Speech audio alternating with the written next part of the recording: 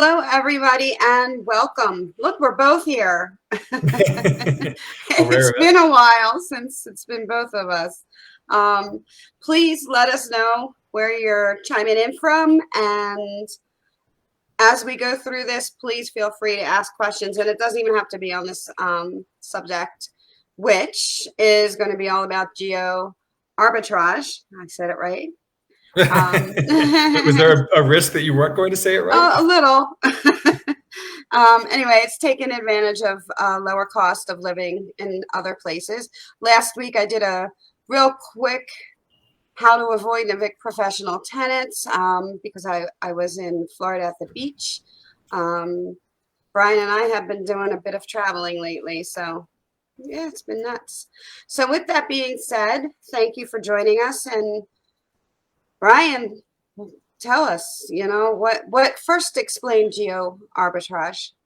Sure. So geoarbitrage is a concept that was first popularized by Tim Ferriss in the 4 Hour Work Week, which we're going back, like 16 years now on the 4 Hour Work Week? I can't believe it's been that long, but it's a great book if you haven't read it. And what he's talking about with geoarbitrage is taking advantage of the lower cost of living in other parts of the country, other parts of the world. And there are many, many different ways of doing that. We're going to talk about 7 of them today.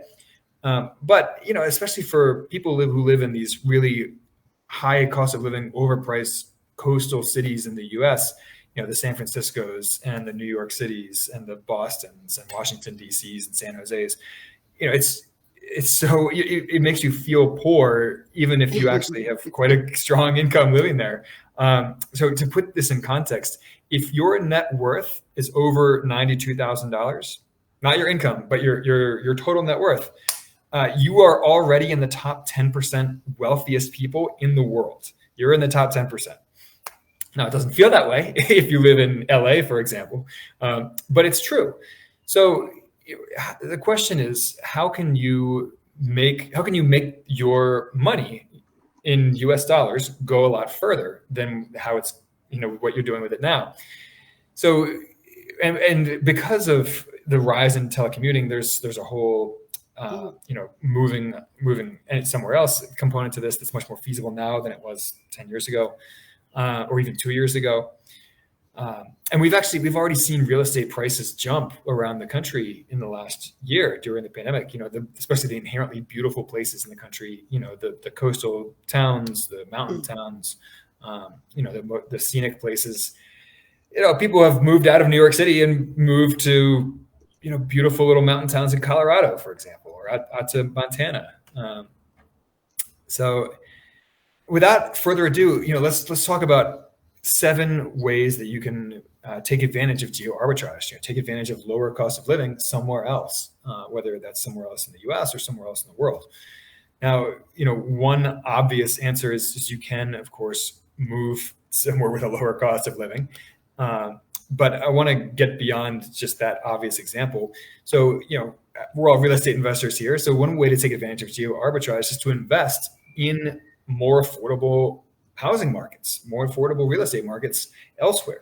So, that there's been a rise in long distance turnkey investing across the US over the last 5 years or so. Roofstock is a really good example of that. It's a turnkey rental property platform where landlords put their rental properties up for sale, and investors from all around the world can buy them with plenty of detail about the property, about the neighborhood, and most of them are bought sight unseen by long distance investors. And the most recent statistic I heard on that was that 62% of the transactions on Roofstock are with a buyer who lives at least 1,000 miles away from the property that they're buying. So that's pretty impressive, right? I mean, no one would have thought about doing that 20 years ago, even 10 years ago. So yeah, that's one way that you can do this, is by buying rental properties elsewhere in the country or even elsewhere in the world. We've had Becky Nova come on the podcast a couple of times. She and her husband own properties in Puerto Rico, for example. So, you can invest elsewhere. It's a little harder to invest overseas, but you can do it. I live in Brazil, and we've been doing this co-investing program where we've been buying properties in Michigan and opening them up for a handful of our audience to partner with us on these deals. So you really can invest anywhere. All right, number 2, you can hire a VA, or you can hire other employees who live in somewhere with a lower cost of living and who are willing to work for a lower salary or a lower wage than what is the going rate in your city or town. So if you live in New York City, for example, the going wages are really high and it's really expensive to hire people. But you can hire someone who lives in rural Pennsylvania, for example, or you can hire someone who lives in another country where maybe there's a advantageous currency differential. For example, at Spark Rental, we are a 100% telecommute company. We're based in Pennsylvania, but I live in Brazil. We've had employees in Brazil, in Pakistan, in the Philippines. We've had employees from all over the world work with us. And, we don't have to pay those employees as much as you have to pay someone in San Francisco, for example, because the cost of living where they live is so much lower that it is affordable for them to earn a lower wage there and still have a high quality of life. So that is a second way to take advantage of geo-arbitrage, hiring people from cities and countries with lower cost of living. All right, third option is you can, of course, move to a city or state with not just a lower cost of living, but also with lower taxes. Because if you can save a bunch of money on income taxes or property taxes or sales and excise taxes, then you keep more of your money for you to spend on things like housing and food and transportation and all those other things, travel, right? And by the way, we're going to be putting some links in the comments here to, for example, places where you can find some of the most affordable real estate in the U.S., cheaper rental markets. And I particularly like this. There's a data breakdown of where people are moving in the U.S. and how those correlate to taxes. And that includes state level income taxes, state level property taxes, or rather, the average state level average of property taxes, since those are assessed at the county level, and of course, sales and excise taxes. So, so it's not just cost of living; it's also taxes. You can move somewhere with lower taxes, keep more of your money, invest it, or spend it. You can move overseas. Katie and I live in Brazil.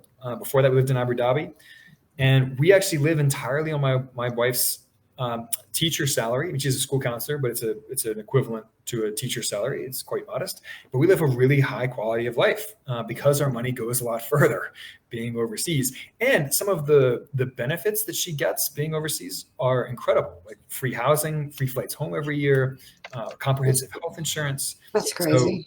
That's amazing. We have a really high quality of life and living on a very modest budget. And all of my income, we get to funnel right into investments and savings, which is awesome. So, and this is part of this is taking advantage of geo arbitrage. And it's not even, you can have a skill that can be used anywhere, right? I mean, it's not just teachers and that kind of thing. There's contractors. I know contractors that live overseas. So. Oh, absolutely. I mean, so anyone who can work remotely can, of course, move abroad. But there are other kinds of specialty skill jobs where a lot of places are more than happy to hire high skill Americans. When we were in Abu Dhabi, for example, there were a lot of engineers from the U.S. there. There were a lot of doctors from the U.S. there. A lot of oil rig workers, like skilled oil rig technicians and engineers. All sorts of people, business people, of course. So, don't think that there are no opportunities for you overseas. No matter your skill set, you can probably move abroad and find, good paying work and live somewhere with a lower cost of living. By the way, Tim Dooley says, late but fashionable as always. We appreciate you joining us, Tim. And Christina says, everywhere there are expensive and cheap locations, and that's true. So for example, there are parts of where we live in Brazil. We happen to live in a more expensive city. We live in the capital city of Brasilia. and places like Rio are a little bit more expensive. But there are plenty of places in Brazil that are quite cheap, even beautiful coastal towns, beach towns. So yeah, I mean there are expensive and cheap places to live, in any country. That being said, the U.S. is more expensive than most countries, cost of living wise. There are a few places in the world that are more expensive than the U.S., but not many. There are not many. So, all right. Number 5, you can. So this is actually a related point. So when you move somewhere with a lower cost of living or lower taxes, it takes less money to be able to retire or reach financial independence because your monthly budget is lower. You don't have to save and invest as big of a nest egg in order to be able to cover your living expenses.